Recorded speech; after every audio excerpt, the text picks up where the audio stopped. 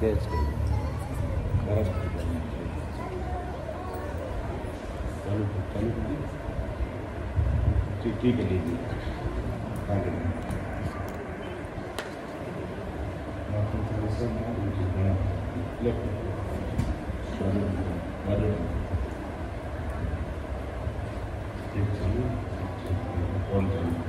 शुरू करो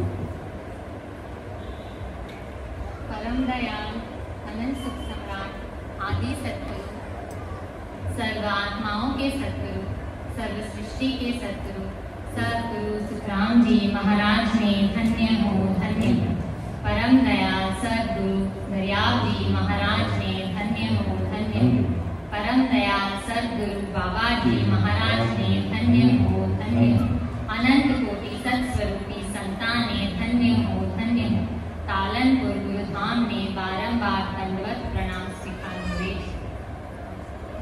राम सभा में विराजमान सभी संतजनों को मेरा बारंबार प्रणाम बारंबार राम। तू तो निर्गुण पद सु मिल रे पदरा मस्त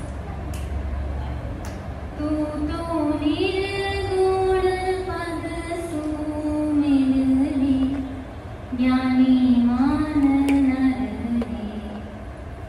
तू तो निर्गुण पद सु मिल रे ज्ञानी मान नर रे तू तो पार ब्रह्म सु मिल रे ज्ञानी मान नर रे भगत मुगत की गेल संभावो नाव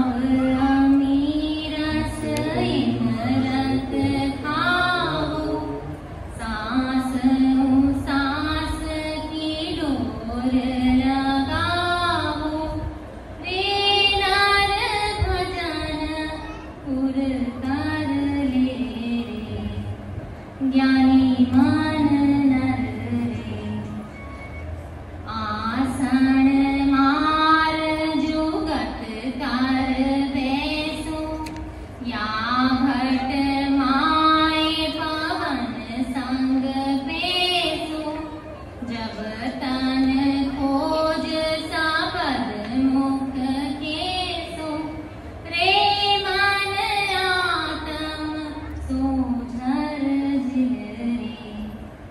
तू तो निर्गुण पद सु मिल रे ज्ञानी मान नर रे तू तो पार ब्रह्म सु मिल रे ज्ञानी मान नर रे देव बंध सेवरण निस कीजे नाभि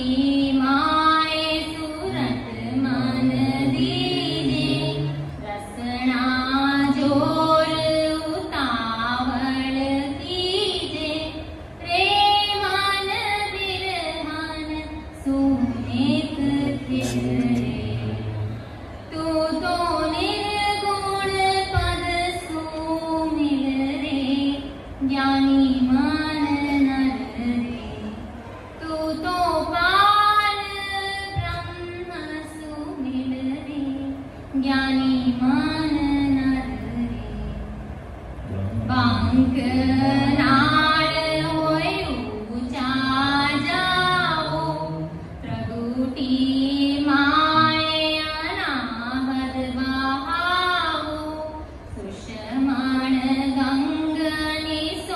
दिन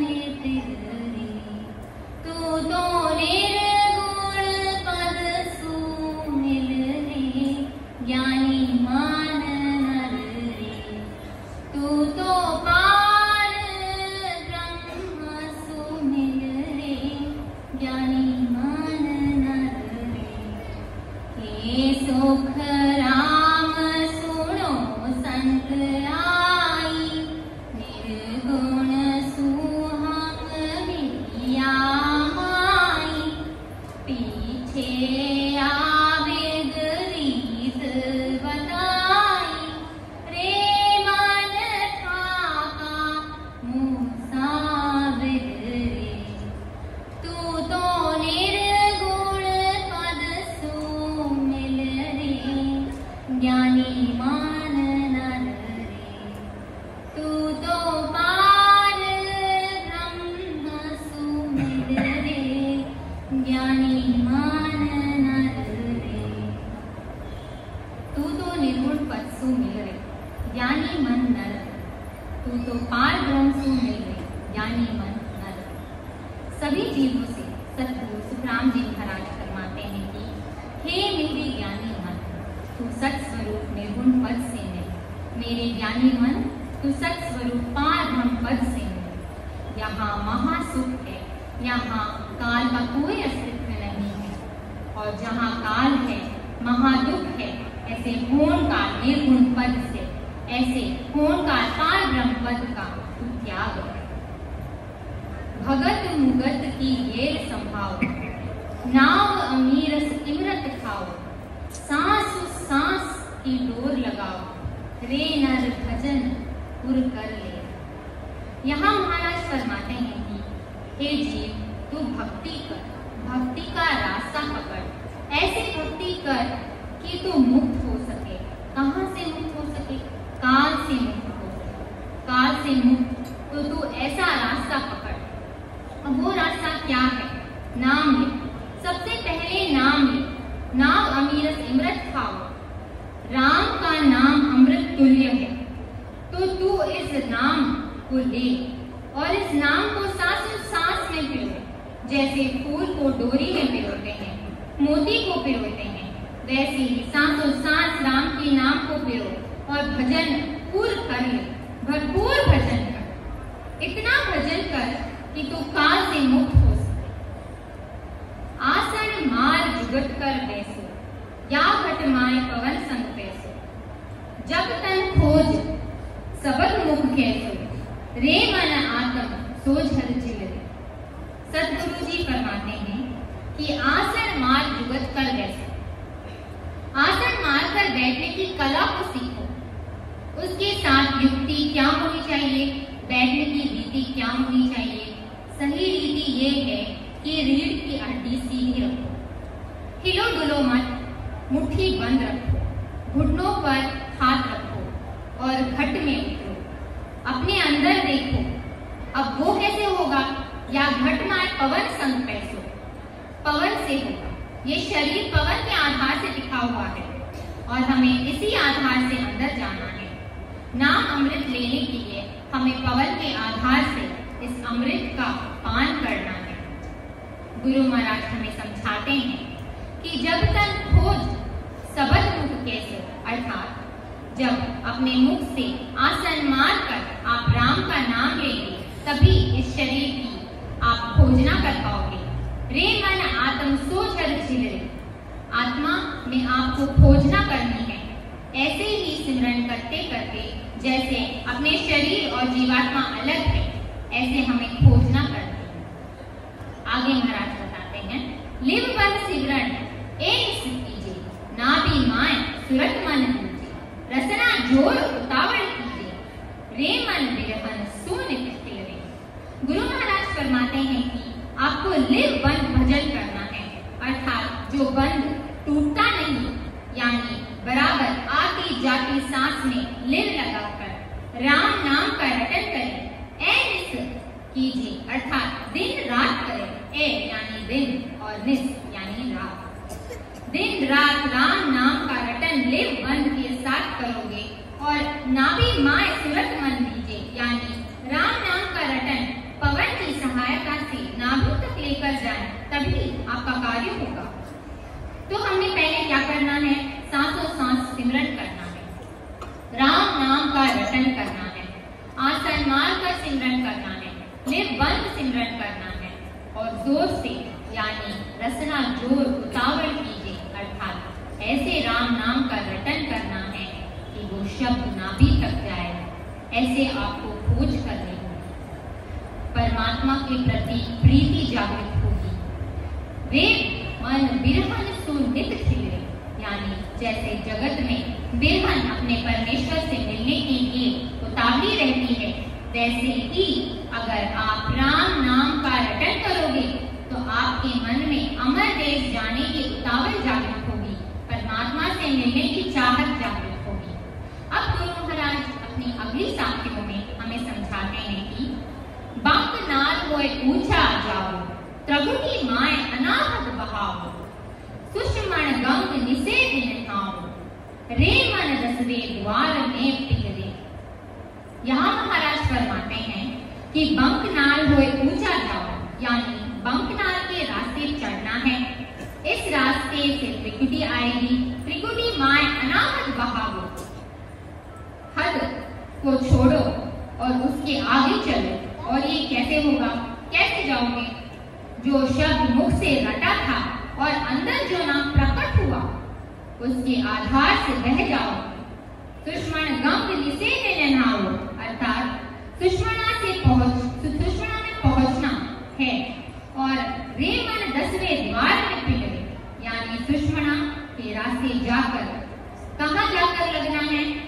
10वें द्वार में जाकर लगना है। 10वें द्वार में पिघले, यानी 10वें द्वार में आपको 10वें द्वार को आपको खोलना है, उसकी खोजना करनी है। आगे महाराज फरमाते हैं के सुख राम सुनो संत आई, निर्गुण सु हम मिलिया माई, पीछे आबिद रीत बताई, रे मन था का मुसाफिर।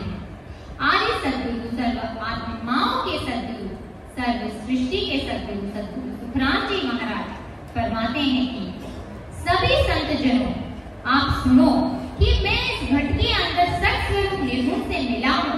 और उसके बाद ही मैंने आपको ये रीतियां बताई हैं। क्या रीतियां बताई हैं? कि नाम अमीर कौन सा है, सांस से क्यों करे, आसन क्यों लगाना है, घट के अंदर खोज क्यों करनी है, रसना जोर उतावल क्यों करनी है, बिरह रखे, बंकनाल से ऊपर चढ़े, त्रिकुटी पार करे, सुषमणा के रास्ते जाएं और 10वां द्वार खोलने का प्रयास करें। गुरु महाराज फरमाते हैं कि मैंने सत्स्वरूपी निर्गुण से मिलने के बाद ही इन रीतियों का क्रम आपको समझाया है। जो मन था ये बाहर जब तक भटक रहा था तब तक इसको काल का डर लगा हुआ था। तो डर के वो कहाँ भागता है? जैसे चूहा डर के अपने बिल में पहुंचता है, वैसे ही आप भी 10वें द्वार में पहुंचो, वहां से आपको आपका रास्ता मिल जाएगा। सतगुरु जी फरमाते हैं कि जब तक ये मन बाहर भटक रहा था, काल के डर में पड़ा हुआ था, और अंदर जब मैं निर्गुण से मिला, उस सुख के सागर से मिला, तो क्या हुआ?